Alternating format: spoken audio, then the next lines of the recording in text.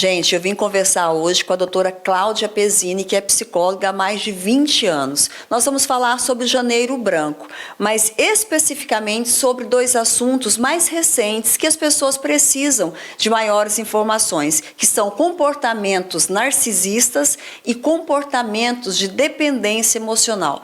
Doutora Cláudia, fala um pouco para nós destes temas, tanto da dependência emocional quanto de comportamentos narcisistas. Esses são temas que estão por trás dos dados, dos números, né? Nós somos o país mais ansioso, um dos países com maior índice de depressão. Então, quando a gente vai aprofundando nas histórias, na origem daquele sintoma, muitas vezes isso vem à tona, como esses dois fatores, né? Narcisismo a gente entende como um fator de formação, mas também pode virar uma patologia, que é a questão mais perversa, a questão mais manipuladora.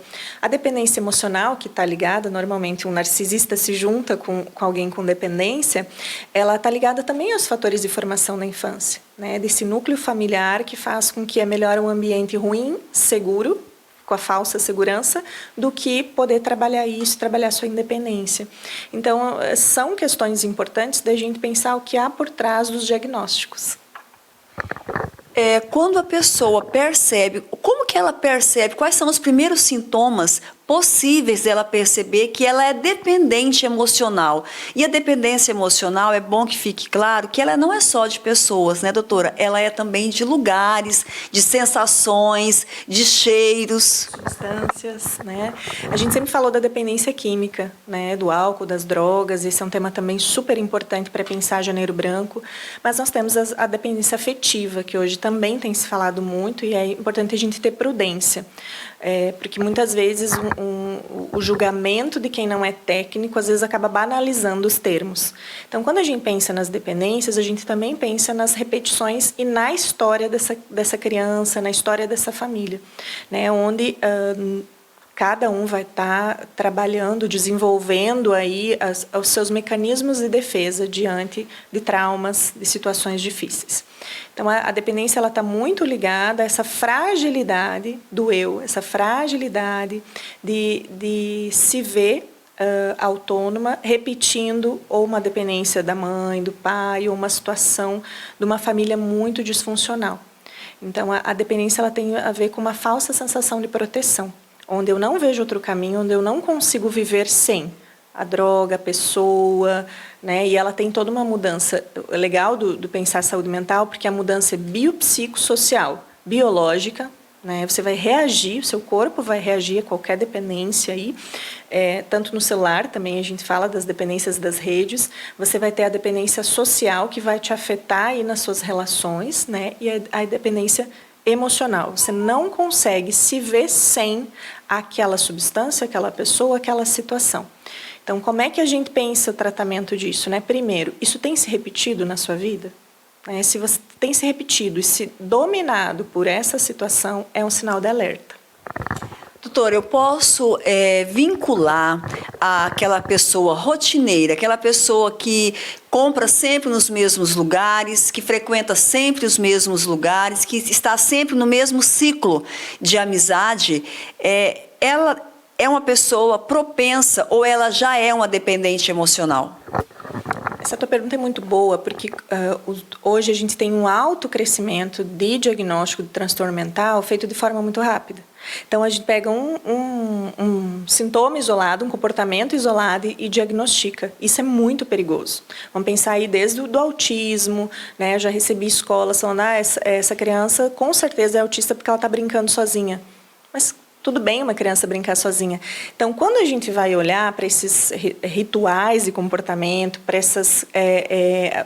a pessoa que se coloca numa decisão de vida, né, que vou fazer as mesmas coisas, ou as escolhas de vida, o que a gente chama de desejo que move ela, é importante uma avaliação muito maior. Então, a gente não avalia com sintoma específico. Qual é o balizador? Qual é o nosso termômetro, né? Que a febre sempre indica algo que ali precisa ser tratado. Pode ser grave ou pode ser só um resfriado. O termômetro é o mal-estar. eu não estou bem com as minhas escolhas, tem algo me incomodando. Então, a gente vai falar, tanto saúde mental é definido pela Organização Mundial da Saúde como um bem-estar em todas as áreas, trabalho, relacionamento, saúde física. Então, quando há um mal-estar, você não está bem com aquilo, tem algo te incomodando, não está bem, ali é um sinal de alerta, que aí você pode dizer, opa, não estou conseguindo sair dessa situação que deveria estar me trazendo prazer. As escolhas de vida têm que trazer paz, tem que trazer tranquilidade, e não esse mal-estar aí que nos domina. O vício, a dependência, você é dominado por ele, você não tem controle.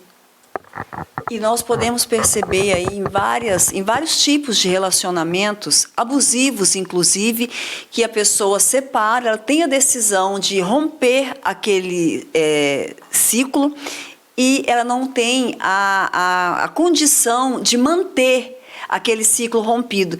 Isso é claramente uma dependência emocional. Mesmo não estando bem, ela volta para o lugar que a faz sentir tão mal. Perfeito, né? Quando a gente fala de dependência, a gente vai falar de repetição. Porque mesmo que ela largue, por exemplo, aquele parceiro, ela vai estar no segundo, no terceiro, no quarto relacionamento muito parecido. Então, não se trata das pessoas, se trata daquele comportamento. Isso é muito legal na questão de dependência.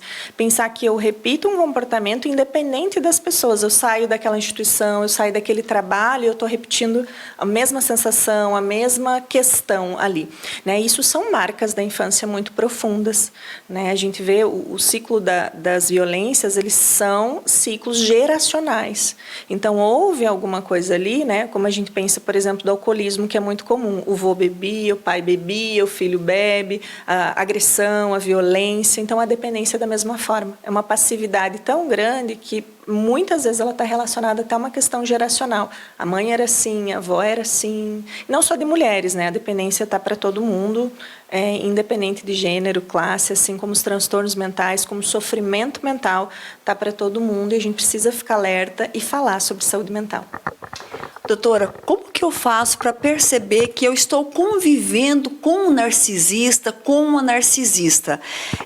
A gente pressupõe que a síndrome do narciso ele se sentiu o pavão, o centro das atenções. Então, ele não erra nunca, ele faz tudo perfeito e ele tem a tendência sempre de jogar a culpa no outro. É isso mesmo, doutora? Quando a gente fala da patologia, né, que está lá nos transtornos mentais, como transtorno narcisista, por isso que eu falo, porque um pouco de egoísmo, um pouco de ego, todos nós temos, né? Freud dizia o narcisismo tá para todo sujeito. Mas quando a gente fala de patologia, a gente vai falar muito de manipulação. Então, só há manipulação quando há alguém manipulável. Então, esse é o conjunto, né? A pessoa só consegue ter esse domínio emocional, mental sobre outra pessoa, quando a outra pessoa também tem o seu nível de sofrimento que se deixa manipular. Então, o que é importante a gente observar aí, né? Primeiro, duvidar do seu pensamento, né? O que é duvidar da sua percepção, né? Ele me faz mal, mas ele me ama. Né? Sempre uma confusão emocional, tanto de quem está sendo manipulado, não há coerência de quem manipula, porque é conforme o seu próprio interesse, e poder compartilhar com algumas pessoas. Né? O compartilhamento, a rede de apoio, pessoas de confiança. Eu já tive pacientes, foi muito interessante, dizer, olha, eu vim para ouvir uma opinião técnica, para ouvir se eu estou exagerando, se eu estou muito fragilizada. Às vezes, o narcisista dificilmente vai admitir. Então, às vezes, a pessoa que todo relacionamento diz que outra é narcisista, né, e ela tem uma questão ali para ser trabalhada. Então, o sofrimento está para todo mundo, mas é importante você buscar, principalmente, ajuda profissional. Porque os hiperdiagnósticos, toma o remédio que eu tomei que faz bem, isso a gente já está vendo que não funciona. E, pelo contrário, isso tem calado muitos sintomas, tem calado muitas vítimas, porque elas têm abafado aquilo que o sintoma denuncia. Né? Então, é importante você ter alguém de confiança e que te leve a uma avaliação profissional, porque o profissional vai estar capacitado para pontuar isso. Na verdade, quando nós falamos que a dependência emocional e os comportamentos narcisistas são temas atuais, na verdade não são, né, doutora? São atuais em termos de discussão, mas eles já existem desde que o mundo é mundo. Existem aquelas pessoas que vão sempre fazer algo de ruim com você, vão mentir para você, vão te trair e vão te responsabilizar por isso no final das contas. A partir da década de 60, a gente teve essa questão mudar de doença mental para transtorno mental. E aí veio todos os manuais diagnósticos nos dando essas nomenclaturas, que de tempo em tempo nós já estamos no DSM-5. Então, há mudanças de nome, mudanças, os cientistas pesquisam aí, nos trazem outras formas de ver. Por isso que é tão importante a gente pensar no que o sintoma denuncia. Que independente do nome, e mesmo antes de ter essa nomenclatura de transtorno narcisista, a manipulação, o domínio emocional, né, já acontecia nas relações. Então, é importante você pensar que antes de classificar um comportamento com um nome, é importante você ir na raiz, na sua história. A gente fala assim, o sujeito tem uma história, ele não é uma doença. Então, você pode estar tanto tendo um comportamento manipulador, isso não precisa se envergonhar disso, pedir ajuda é sempre importante, quanto ser o que está sendo vitimado, vitimizado, e às vezes toda a família procura, isso é interessante, uma pessoa puxa a frente e toda a família faz esse movimento de vamos buscar junto essa ajuda, né? Isso acontece, eu gosto muito com relação aos filhos, às vezes o filho está denunciando um problema do pai, da mãe, do casal, e se trata isoladamente e se quer calar o sintoma do filho. Quando você olha para o entorno, para aquele contexto familiar, por isso que a gente, saúde mental é responsabilidade de todos, você vê uma melhora muito significativa. Então, se você pensa, se entende que tem alguma coisa de uma dependência, seja ela de qual for, objeto, química, de redes sociais, de pessoas, né, busque ajuda profissional.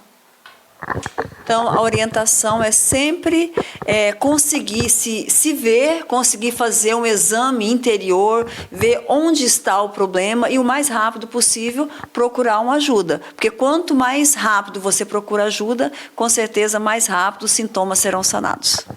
Com certeza. Os danos, eu costumo dizer que o tempo, ele não melhora, o tempo aumenta o problema. Porque se você for pensar de uma ferida emocional, né, você quebrou uma perna, o tempo não vai melhorar. Você vai ter grandes complicações se você demorar para tratar aquele problema. Com saúde mental é a mesma coisa. O tempo vai ampliar e você vai até acabar machucando outras pessoas, mesmo sem querer, porque você está ferido.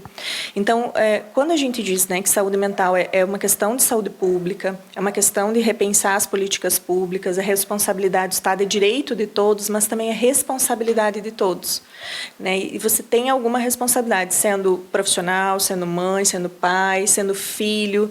Então, há responsabilidade de todos de buscar melhorias nesse contexto e criar uma cultura de saúde mental. Pessoal, vocês viram que bacana as orientações que a doutora Cláudia nos passou? São temas que estão sendo discutidos há pouco tempo. Já existem os sintomas há muitos anos, mas só agora entrou em discussão, recebeu novas nomenclaturas e vale ressaltar que é muito importante um ponto que ela tocou. Se você que está ferido não se tratar, não curar a sua ferida, infelizmente você vai continuar sangrando em cima de pessoas que não te feriram.